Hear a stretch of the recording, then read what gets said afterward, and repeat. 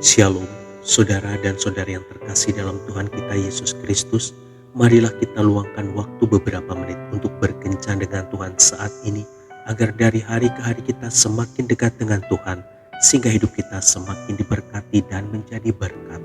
Bacaan dari kitab Yesaya bab 30 ayat 15. Dengan bertobat dan tinggal diam, kamu akan diselamatkan. Dalam tinggal tenang dan percaya terletak kekuatanmu. Demikianlah sabda Tuhan, syukur kepada Allah. Saudara dan saudari yang terkasih dalam Tuhan kita Yesus Kristus, seorang ayah memiliki 3 orang anak perempuan. Saat hari ulang tahunnya, ia ingin memberi sesuatu yang berharga kepada salah satu dari 3 anaknya. Ayah akan memberikan jam tangan ini kepada salah seorang di antara kalian. Ayah akan meletakkannya di lumbung padi yang penuh dengan jerami. Siapa yang menemukannya, maka ia berhak memilikinya. Anak yang pertama mencoba mencari dengan membolak-balikan tumpukan jerami, tetapi sampai tenaganya habis, arloji itu tidak berhasil ditemukan.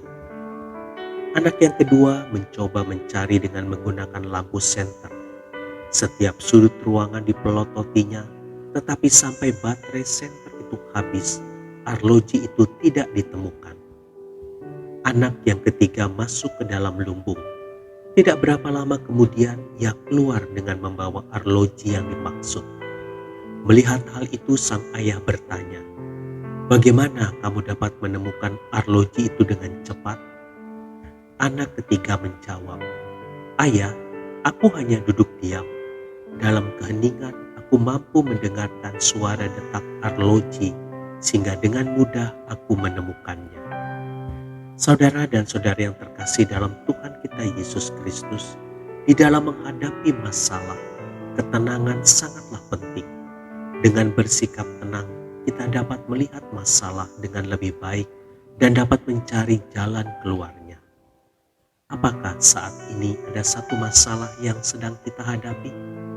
Duduklah tenang, ajak Tuhan untuk campur tangan dalam masalah kita. Sebab apabila kita mengangkat tangan, memohon, berdoa dan berserah, maka Tuhan akan turun tangan membantu dan menyelesaikan masalah kita. Tuhan Yesus memberkati. Marilah kita berdoa dalam nama Bapa dan Putra dan Roh Kudus. Amin. Tuhan Yesus, ajarilah aku untuk tetap tenang saat permasalahan melanda hidupku, dan ajarilah aku untuk mengandalkan Engkau sebagai satu-satunya penolongku.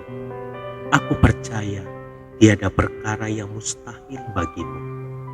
Tuhan Yesus, masuklah dalam hatiku dan kuasailah diriku dengan ketenangan-Mu. Amin. Dalam nama Bapa dan Putra dan Roh Kudus. Amin.